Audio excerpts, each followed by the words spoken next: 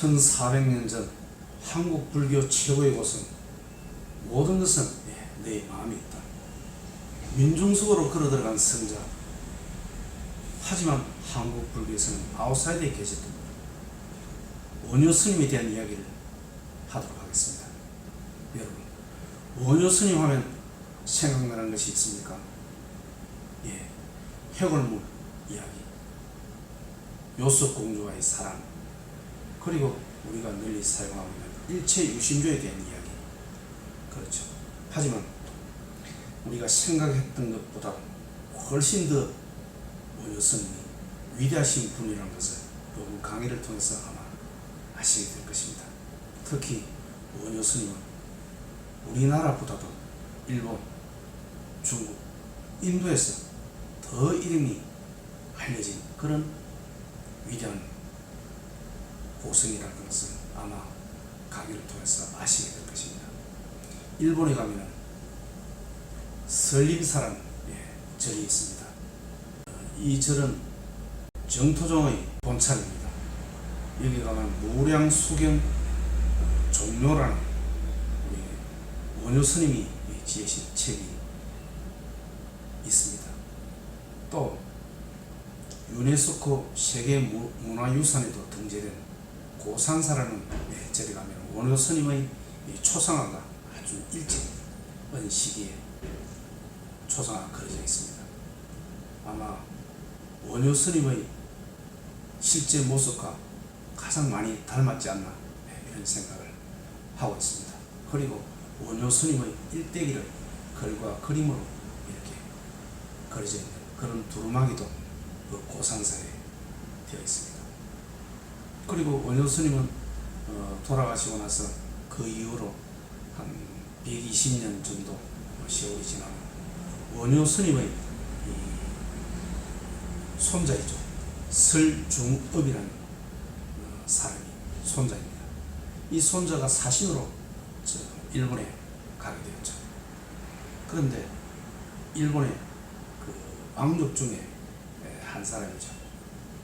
왕족 중에 한 사람이 학문에 아주 조예가 깊고 학문을 사랑하는 그런 왕족 한 사람이 옛날에 있었던 금강산매경론을 읽고 원효 스님을 아주 흠모하며 찬탄하였답니다. 그런데 만날 길이 없는데 그 손자라도 오늘 보게 되니 너무나 기쁘다고 그런 이야기를 설중업이한테 하면서 시를 한 수 지어 주었답니다. 그런데 이제 원효 스님의 손자 설중업이가 돌아와서 조정의 이야기를 하였습니다. 조정의 이야기를 하니 원효 스님에 대한 일대기를 기록한 그런 서당 화상비를 세우게 하였습니다. 그 서당 화상비가 지금도 일부 파손이 되고 경주 국립박물관에 일부 남아 있습니다. 그 서당 화상비의 비문에 이제 원효 스님께서 686년에 70세에 돌아가셨다는 것이 기록이 되어져 있습니다. 또 중국의 도낭석굴에서 대승기신론소 필사본이 발견이 되었습니다.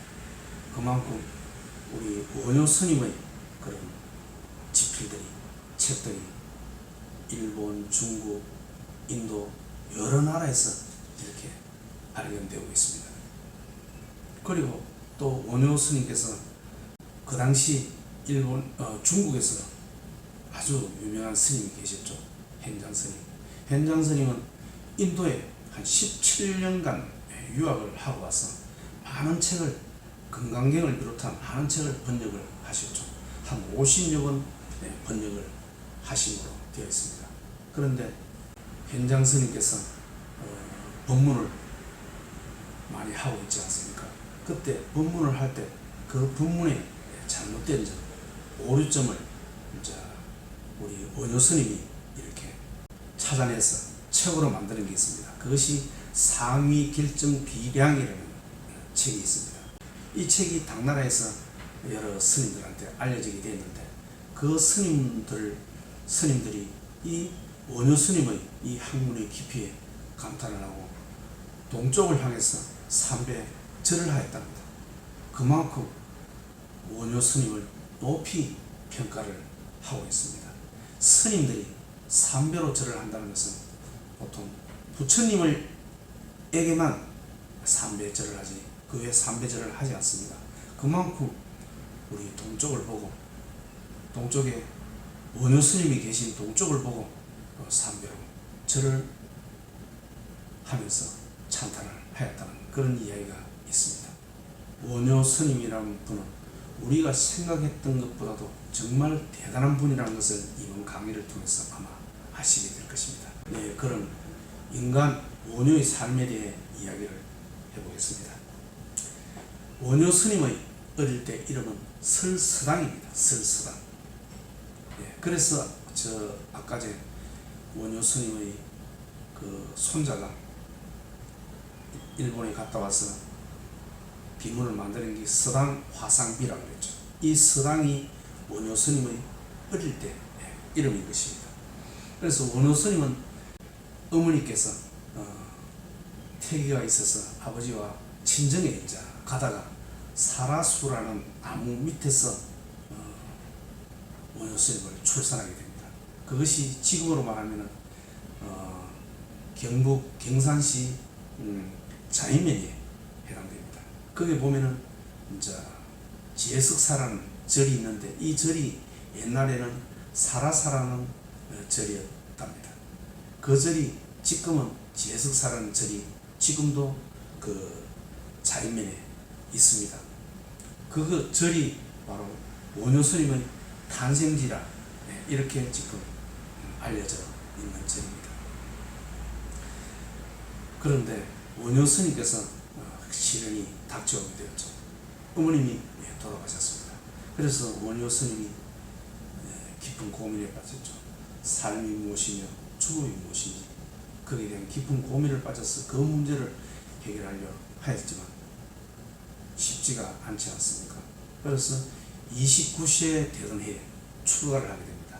황룡사란 절에 원효 스님께서 출가를 하게 되죠. 황룡사란 절은 그 당시 구청으로 된 목조 건물로서 아주 그 경주 거기서 두드러진 그런 큰 사찰입니다. 지금으로 말하면 뭐 합천 해인사나 양산 통도사 여기에 해당될 만큼 그런 큰 도시에 해당됩니다. 그리고 출가를 하고 나서 자기가 살던 집을 나중에 초계 사람이 절을 만들고 또 자기가 태어났던 그 절은 사라사는 절은 제가 이야기를 하셨죠. 네. 그래서 원효 스님께서 출가를 해서 공교롭게도 부처님이 출가하신 그 나이와 원효 스님이 출가한 나이가 같습니다. 29살이네요. 예. 그리고 그 당시 이 신라의 불교는 스님들은 귀족입니다.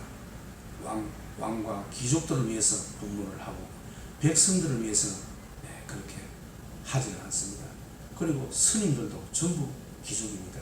그러다 보니까 이 불교는 어디에 있습니까? 왕들이 계신 성과 인근에 있으면서 많은 토지와 노비를 하사받아 부유층에 속하고 있었습니다. 그에 해당되는 그런 스님들이 있었죠. 원광 스님 또는 자정 스님 이런 분이 계셨지만 그런 분들은 주로 학문을 탐구하고 이런 일반 백성들의 아픔에 대해서는 그렇게 가까이 하지 않는 그런 분으로 알고 있습니다. 그리고 그럼에도 불구하고 평민의 해공 스님이라는 분이 계셨습니다. 그래서 원효 스님은 그런 원광 스님이나 자장 스님보다도 이런 해공 스님과 가깝게 지냈습니다. 해공 스님을 스승으로 모시고 또는 같은 도반으로 이렇게 잘 지내고 서로 간에 학문에 대해서 도움을 주고 학문의 깊이에 대해서 서로 이야기를 나누고 이랬습니다. 어느 날 해공스님과 법력의 깊이를, 누가 법력이 높은지를 다룬 그런 얘기를 하였답니다. 그래서 이제 그 강가에 가서 고기를 한 마리씩 이렇게 삼키고 이제 그 강에서 이제 똥을 누게 되었답니다. 똥을 누게 되는데 법력이 높은 스님은 그 물고기가 죽지 않고 그대로 놓아서 이제 가게 된다는 뜻입니다. 그런데 내기를 하였는데 고기를 한 마리씩 삼키고 내기를 하였는데 정말로 이제 고기 한 마리가 이렇게 물가로 헤엄치고 갔습니다.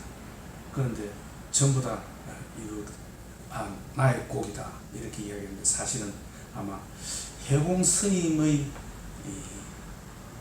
똥에서 나온 고기라고 이런 이야기가 아마 설화가 있었다고 그럽니다. 그 절이 지금도 포항에 있습니다. 오의사라는 절입니다. 이 절에는 원효 스님의 삭각과 숟가락이 보관 중이다 이렇게 알려져 있습니다. 과연 정말로 원효 스님의 삭각이며 숟가락인지는 알 수가 없습니다. 그리고 원효 스님에게는 아주 귀중한 그 도반을 한 명 만나게 되죠. 우리가 익히 알고 있는 의상 스님입니다. 그런데 의상 스님은 원효 스님보다도 한 8살 정도 나이가 어립니다. 하지만 학문에 대한 열이 그것이 상당히 높습니다. 그래서 원효 스님과 의상 스님은 더 높은 배움을 얻기 위해서 백제로 가게 됩니다. 그 당시 백제에는 고구려에서 오신 보덕 스님이란 훌륭한 분이 계시다는 이야기를 듣고 이제 원효 스님과 의상 스님이 백제로 가게 되었죠. 그래서 거기서 이제 의상 스님과 원효 스님 그리고 보덕 스님 그리고 또 백제에 계신 그런 스님들이 모여서 이런 불교 교리에 대한 공부를 활발하게 하였답니다. 그래서 그 추운 한겨울에도 그 방이 불을 떼지 않고 후끈후끈 하였다는 그런 이야기가 들려오고 있습니다. 거기서 원효 스님과 의상 스님은 보덕 스님으로부터 유마경과 열반경을 배우게 되죠. 그 배운 것을 이제 우리 원효 스님께서 책을 내는데 그 책 이름이 유마경소 열반경 종료 이렇게 됩니다. 종료라는 말은 그 경전의 핵심 사상을 간단하게 요약한 것을 말합니다. 여기서 유마경소와 열반경 종료를 편찬을 하게 되죠. 그리고 이제 의상 스님과 원효 스님은 더 많은 공부를 하기 위해서 당나라로 유학을 가기 위해서 결심을 하게 됩니다. 그 당시 당나라에는 현장 스님이 17년간의 인도 유학을 마치고 계셨습니다. 그때 현장 스님이 배워오신 유식 사상이죠. 오로지 유자에 인식한다. 유식 사상을 배우기 위해서 의상 스님과 원효 스님이 유학을 가기로 결심을 합니다. 그래서 처음에 고구려를 통해서 이제 당나라로 가기 위해서 고구려에 들어갔습니다. 그런데 거기서 고구려에서는 간첩으로 몰려가지고 이 스님이 잡혀서 좀 고초를 당하고 다행히 풀려나게 되었습니다. 그러다가 한 10년 정도 있다가 661년경에 다시 의상 스님과 원효 스님이 요번에는 백제를 통해서 당황선, 직급으로 말하면 경기도 화성 정도에 해당됩니다. 거기에서 배를 타고 이제 당나라로 가려고 이제 갑니다. 가다가 이제 여기서 우리가 알고 있는 신명무법의 일체 유심조 즉 일심사상을 우리가 배우게 됩니다. 이때 해골물 이야기가 나옵니다. 그래서 이제 이 의상 스님하고 원효 스님이 이제 그 당왕성으로 가다가 산속에서 이제 비를 만났습니다.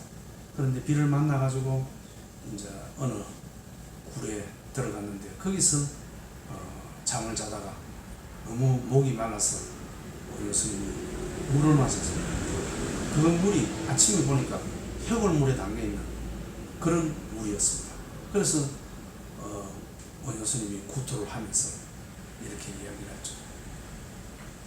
내가 어젯밤에는 맛있는 물을 먹었는데 오늘 그것이 해골물인 줄 알고 구토를 하는 것을 보고 깨달음을 얻었습니다. 실제로는 더럽고 깨끗함이 사물에 있지 않고 내 마음속에 있다, 이런 깨달음을 얻었던 것입니다. 그런데 이 이야기는 사실은 인간록이라는 곳이 있는데 여기서는 많은 이런 각색을 해가지고 인간록이 이렇게 기록이 되어 있었던 것입니다. 사실은 이것은 우리가 알고 있는 이 내용은 맞지가 않다. 그거보다도 더 일찍이 기록이 되어 있었던 송고성전에 보면 그 내용과 다른 내용이 펼쳐져 있습니다. 그것은 어떻게 되느냐면 산에서 비를 만나서 어느 토굴에 들어가서 잠을 자게 됩니다. 그러니 잠을 잘 자게 되죠. 그런데 그 다음날 아침에 보니 그 토굴이 무덤이었던 것입니다. 그 당시 이 무덤은 횡렬식 석실고분이라 그래가지고 앞에 입구가 무너지면 안으로 쭉 들어가면 아주 그럴싸하게 그런 돌로 만든 방처럼 이렇게 되어 있었습니다. 그런데 그것이 횡렬식 석실고분인데 거기에서는 또 방처럼 이렇게 되기 때문에 아주 잘 잤죠. 그런데 그 다음날 보니까 이것이 무덤이었던 것입니다. 그래서 비가 계속 오니 어쩔 수 없이 거기서 하루 더 자게 되었죠. 그런데 그때는 마음이 뒤숭숭하고 잠을 제대로 잘 수가 없었던 것입니다. 이렇듯 다 같은 곳에서 잠을 잤는데 어제는 잠을 잘 잤는데 오늘은 그 생각 때문에 도대체 잠을 이룰 수 없었다는 것입니다. 모든 것은 마음에 따라서 그것이 일어난다. 일체유심조의 사상을 말하죠. 마음을 사실은 똑같은 무덤이었는데 어제는 잠을 잘 자고 오늘은 잠을 못 이루고, 그것은 결국 모든 것은 내 마음에 따라서 이루어진다는 일체유심조의 사상입니다. 그것이 이제 우리가 이야기하는 심해무법의 일체유심조죠. 그것을 깨닫고 나서 원효 스님은 굳이 당나라로 유학을 갈 필요가 없다. 모든 것은 내 마음에 있는데 그 진리가 여기 없는, 신라에 없는 그 진리가 당나라에 있을 리 없고, 당나라에 진리가 있다면 신라에도 없을 수가 없다. 이렇게 하면서 거기서 의상스님과 헤어지게 되죠. 의상스님은 당나라로 유학을 떠나고 원효 스님은 신라로 돌아오게 됩니다. 신라로 돌아오는데 거기가 분황사로 돌아오게 되죠. 경북 분황사. 분황사에는 그 당시 자장 스님이 당나라에 가서 많은 이런 책을 가져와서 거기에서 보관하고 있었던 것입니다. 그래서 원효 스님께서는 분황사에서 이제 공부를 하고 또 책을 집필하고 이렇게 하였습니다. 원효 스님은 화엄경소라는 책을 집필하다가 시피양품 진정한 보살행을 설한 부분에서 그만 붓을 놓고 밖으로 뛰어나오게 됩니다. 진정한 보살행은 무엇인지, 진정한 보살행은 이렇게 설을 하고 백성과 떨어져서 설법을 하고 이것이 아니다. 그래서 원효 스님께서는 밖으로 뛰쳐나와서 우회가라는 노래를 부르면서 표조를 치고 일반 백성들과 어울리며 생활하는 그런 삶을 살게 되는 것입니다. 무해가는 무엇입니까? 생과 사를 나는 벗어났다. 모든 세관, 출세관을 벗어나고 모든 것에서 구애됨 없이 자유로운 삶을 살게 된다. 원효 스님께서는 스님의 법복을 벗어던지고 자신을 소승거사라 부르면서 민중 속으로 뛰어들었던 것입니다. 그래 해야만이 파괴를 했다는 것이죠. 그렇게 해야만이 진정하게 백성과 함께 어우러질 수 있다는 그런 생각에서 그랬습니다. 그 당시 스님의 입장은 어떻습니까? 스님은 귀족이죠. 상류층입니다. 하지만 제자골에서 놀고 있는 그런 백성들, 어린아이들, 이런 사람들은 아주 사회적으로 낮은 위치에 있지 않습니까? 그런데 원효 스님께서는 스스로 스님을 복을 벗어던지고 저작거리에서 춤추고 백성들과 어울려 지냈던 그런 것입니다. 그렇게 자신을 맞추고 모든 것을 벗어던지고 백성 속으로 들어간 성자였던 것입니다. 거기에 대한 이야기가 삼국유사에 이렇게 기록이 되어 있습니다. 방 모양의 불구를 가지고 촌락에서 노래하고 춤추며 교화하고 읊고 돌아왔습니다.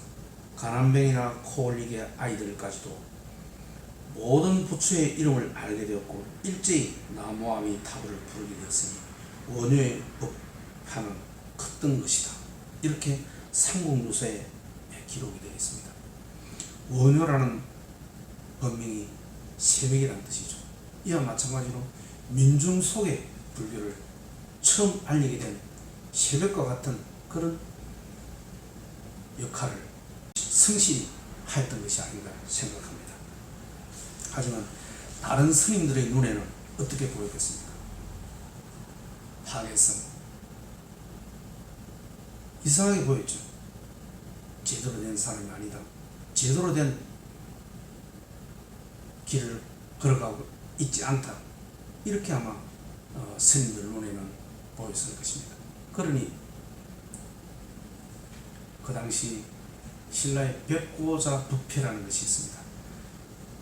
신라에서 전국에서 유명한 스님들을 모시고 물론 임금도 참여하죠. 여기서 큰 출가 행사를 하는 그런 백고자 법회가 있습니다. 여기에 이제 경산의 대표로서 우리 받았습니다. 하지만 참석을 하려 그러니 거기에 참석한 많은 스님들이 원효 스님은 여기에 참석할 자격이 없다. 이런 이야기를 하면서 거센 반대를 하였던 것입니다. 그래서 참석도 못하고 그래 있는 찰나에 세월이 흘러 문무왕의 그 왕비께서 몸이 아팠습니다. 그래서 치료약을 당나라에서 구해오면서 책을 가져왔습니다. 금강산매경이라는 책을 가져왔는데 이것을 해독할 수 있는 스님이 아마 없었던 모양입니다. 그래서 대안스님께서 원효 스님을 추천을 했습니다. 원효 스님이 아마 확신이 높으니 이 경전을 해석할 수 있을 것이다.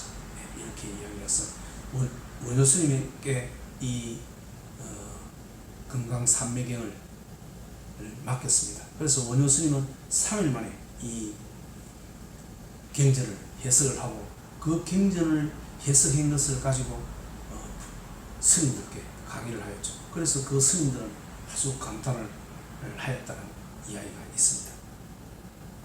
하지만 원효 스님은 계속 그 신라의 불교 사회에서는 왕따로서 이렇게 삶을 살아왔던 것입니다. 그리고 그 이후로 또 분황사에서 원효 스님은 주로 분황사에서 저술 활동을 많이 했습니다. 분황사에서 매교종 240여 권을 저술하게 됐죠.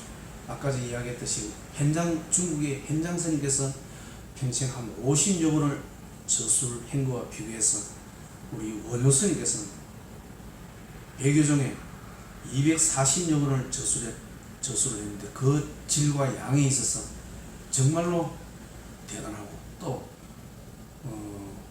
현장 스님께서 법문을 한 그것을 잘못된 지적을 한 상위 결정 비량 앞에 제가 설명을 했죠. 이런 만큼 정말로 원효 스님의 그 학식이 깊고 넓다 이렇게 되어 있습니다. 그래서 분황사에서 주로 저술 활동을 많이 했습니다. 그런데 그 당시에 스님께서도 상당히 좀 고민이 빠졌습니다.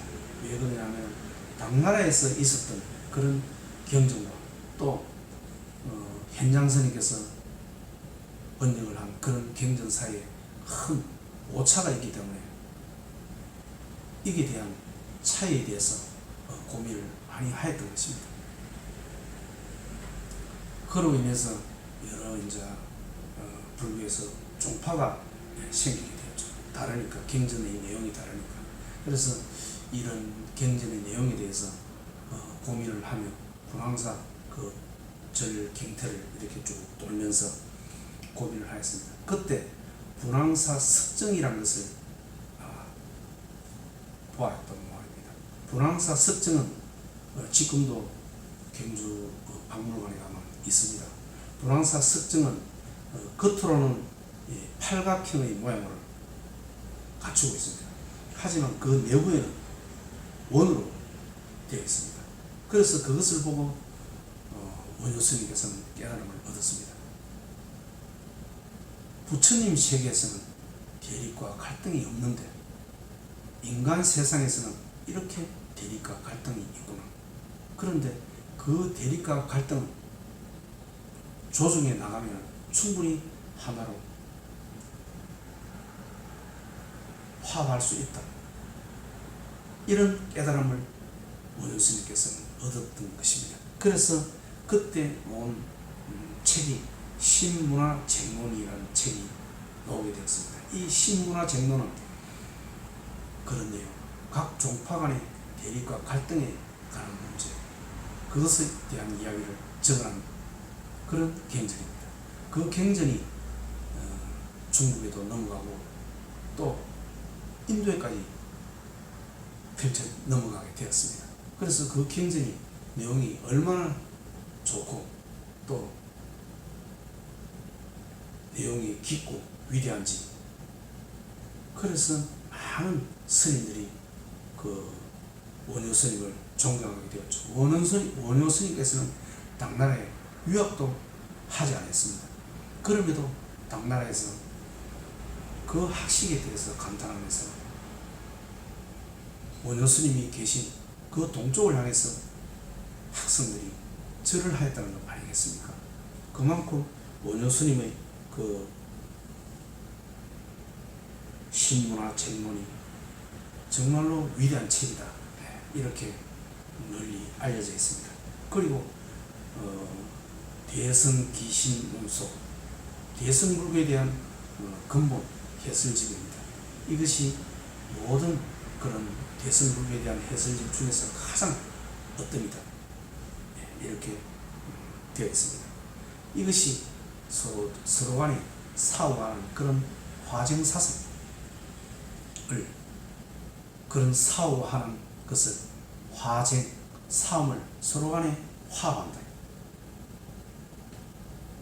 그래서 사실은 대립과 갈등 속에 있지만 부처님 깊은 뜻에 있어서는 같다. 그러니 그런 것을 조정해 감으로써 하나로 부처님 세계에 들어갈 수 있다. 이런 내용입니다. 지금까지 제가 한 3가지 원효 스님의 사상에 대해서 이야기했죠. 제일 처음에 그 무덤에서 해골물, 더러움과 깨끗함이 둘이 아니고 하나다. 일심사상입니다. 그리고 부처와 대중 이 둘이 아니다. 모든 것이 걸림없는 사상, 모든 것이 걸림없는 삶, 생과 사를 넘어서는 그런 삶, 무의 사상이죠. 그리고 화쟁 사상, 다툼이 사실은 다툼이 있을 것이 없다. 부처님 세계에서는 모두 하나다. 그런 깨달음에 대한 이야기, 화쟁 사상을 말합니다. 그래서 원효 스님의 가장 대표적인 깨달음 세 가지가 일심사상, 무해사상, 화쟁사상, 그런 세 가지입니다. 원효 스님의 죽음에 대한 이야기가 마지막으로 해보도록 하겠습니다. 원효 스님은 불황사에 계시면서 쭉 집필 활동을 하고 계시죠. 그런데 자기 아들 설총이 한 번씩 불황사에 이제 오게 됩니다. 불황사에 오면은 이제 그 원효 스님이 마당에 빗질을 하고 계실 때 이제 설총이 아버지의 그 빗자루를 따라서 마당을 씁니다. 그런데 이제 깨끗하게 이렇게 설었을 때 원효 스님이 그때가 가을이었나 모양입니다. 낙엽을 한묶음 지어서 마당에 다시 뿌립니다. 그런데 여기서 깨달음을 주고자 했던 모양입니다. 우리가 청소를 할 때는 그런 깨끗하게 해야 된다는 그런 자기만의 생각, 고정감, 그것을 깨뜨리는 생각, 그러면서 본질을 봐야 한다. 이런 내용입니다. 본질은 무엇입니까? 이 가을에는 그래도 낙엽이 이렇게 좀 흩어져 있는 것이 이것이 본질이다. 그런데 자기 생각만으로 이 본질을 보지 못해서는 안 된다. 이런 깨달음을 설총 아들한테 준 것이 아닌가 생각합니다.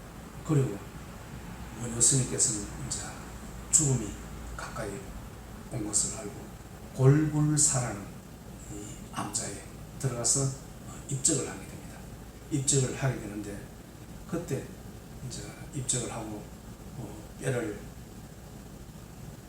가루를 말아가지고 일반 흙과 섞어서 소상을 만듭니다. 그러니까 뼈가루가 섞인 그런 하나의 원효 스님의 모양을 만든다.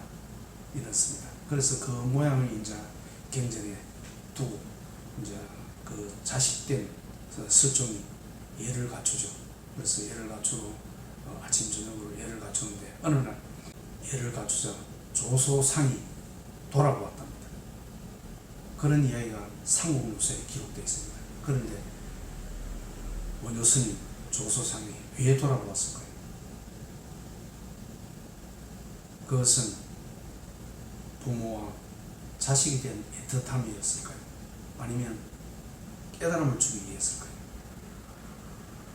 원효 스님은 스님으로서 일반 대중들의 불법을 전파하면서 대중과 같이 아픈 삶을 나눴던 그런 보살힘을 실천하셨던 그런 스님이었던 것입니다. 그와 마찬가지로 자식도 설총도 이두를 집대성한 것이죠. 이두란 무엇입니까? 한자의 어문을 빌려와서 우리말을 쉽게 이렇게 표현을 해서 일반 백성들도 유학을 쉽게 접할 수 있도록 이렇게 하였던 것입니다. 이처럼 원효 스님이나 설총 유학자도 일반 백성들을 위해서, 백성과 함께 백성들을 위해서 삶을 살았던 것입니다. 자, 지금까지 원효 스님에 대한 이야기를 일대기를 좀 이야기를 하였는데 큰 핵심 사상이 세 가지가 있죠. 일심사상, 무해사상, 걸림없이 사는 생가사에 걸림없고 세간과 출세간에 걸림없고 돈이 많고 적음에 걸림없는 삶, 그것이 진정한 자유인으로 사는 그런 삶이 아닌가 생각합니다. 그리고 화쟁사상, 너와 나는 대립과 갈등이 아니다. 약간 다를 뿐이다. 부처님 세계에서는 결국 같다. 이런 내용이죠. 이런 원효 스님의 사상은 21세기를 살아가는 우리에게도 필요한 그런 깨달음을 주는 것이 아닌가 생각합니다. 예, 오늘도 긴 시간 시청해 주셔서 감사합니다.